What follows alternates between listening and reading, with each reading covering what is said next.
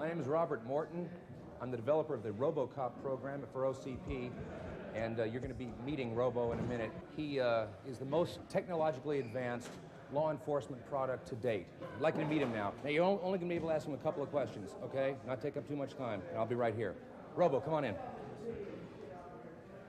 These men are going to talk to you for a minute, okay? Robo, do you know why you were created? I stop crime. I see. Robo, I understand you have three prime directives.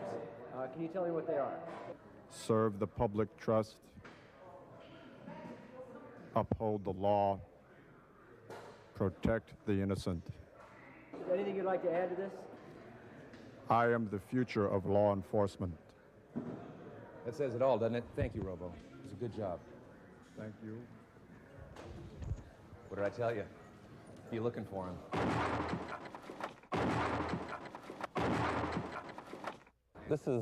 Picture takes place in old Detroit in the future. It's the story of a cop named Murphy who in the course of his duties gets killed.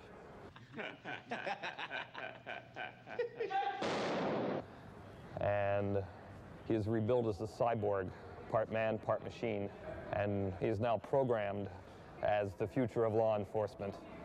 I was reading a lot of comic books for a studio. They came to me one day and said, Ed, read these comic books. We want to know what you think of comic books. And I had never really read comic books, particularly of this sort, which were of these sort of modern, neurotic superhero. Iron Man, Spider-Man, Machine Man, all these things that a guy named Stan Lee over at Marvel created. It was the superhero who had sort of trouble being a superhero. Even though he had all these powers, there was like something going on inside. So he was sort of like a superhero with a headache.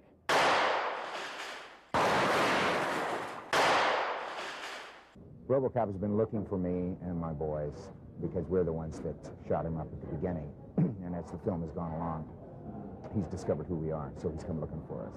And he happens to find us here. And then is in the process of arresting me, and then, since I won't give up and go along peacefully, he starts throwing me through various windows of offices in the warehouse here while he's reading me my rights. Okay, next shot. Thank you very much. Thank you. Just a little bit blood, that's natural, I suppose, or is it just fake blood? Huh? That's what we're in the process of doing, and that's what all this business comes from. So when they take me to the police station later, you know, I look something like this. You ready? Action!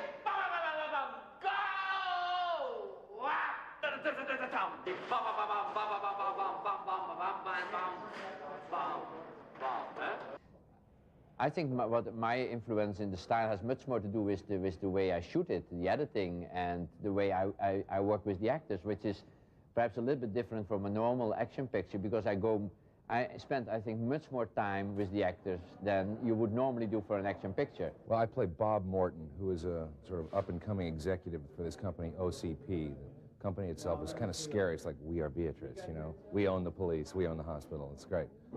And he's like the most ruthless, ambitious agent who ever sat behind a desk at William Morris. That's how I equate it, you know?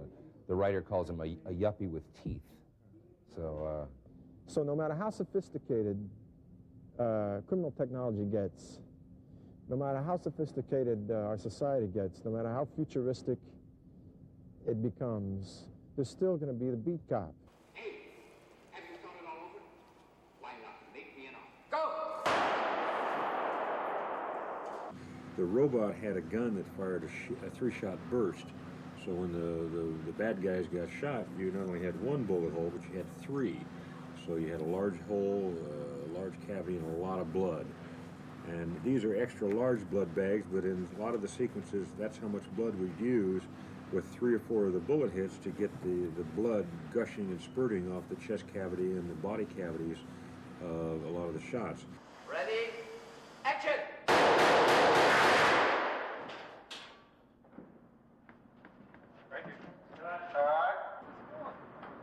Well, I could hardly feel the brass of your last round hit me right on the chest. Yeah. I figured if you wanted to take a shot at me after I did this to you, I couldn't blame you. Actually, the rigging was really superb. I hardly felt the impact of this. Now, when those things go off, what do you feel? Feels like, Uh-huh. that's it, we're doing a super job. Yeah.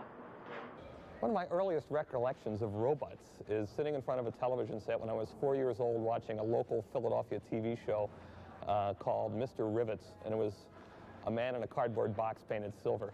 Now, hopefully we've done a little better than that. We have one of the all-star teams of special effects. We have Phil Tippett, Academy Award winner, doing all the stop-motion animation on the robot Ed 209, this large armored enforcement robot, and he becomes Robocop's nemesis during the course of the film. And I think Phil Tippett, with Ed 209, has really also done a superb robot. Stop motion animation is a frame-by-frame process where we move the stop motion model, the arms, the legs, the feet, the tail, the eyes, the back, very infinitesimal amounts, and then we take one frame of film and repeat that process again. Take one frame of film, repeat the process, take one frame of film.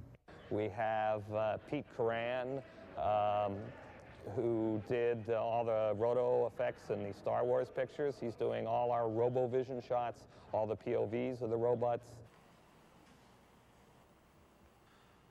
We have Rocco Joffrey, is probably the finest young matte artist in the United States, doing all our matte paintings. But I think Rob Bottin here has really designed and created one of the most interesting, most spectacular robots I've ever seen on film. Well, today we're shooting the scene where Murphy gets killed by the gang.